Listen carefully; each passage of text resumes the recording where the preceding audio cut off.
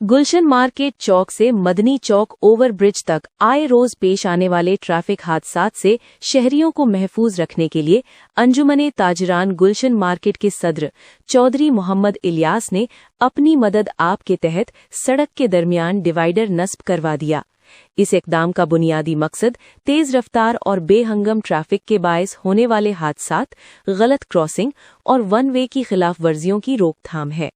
चौधरी मोहम्मद इलियास के मुताबिक गुलशन मार्केट का ये हिस्सा कारोबारी सरगर्मियों के बायस हमावक्त मसरूफ रहता है, जहां पैदल चलने वालों, मोटरसाइकिल सवारों और गाड़ियों के दरमियान तसादुम के मुतअद्दिद वाक़यात सामने आते रहे हैं।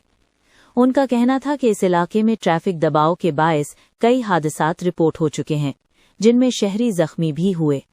ताजर बरादरी और इलाका मकीनों की जानिब से बार बार निशानदही के बावजूद मसले का मुस्तकिल हल न निकलने पर अंजुमन ताजरान के सदर ने खुद आगे बढ़ते हुए हिफाजती इक़दाम उठाया।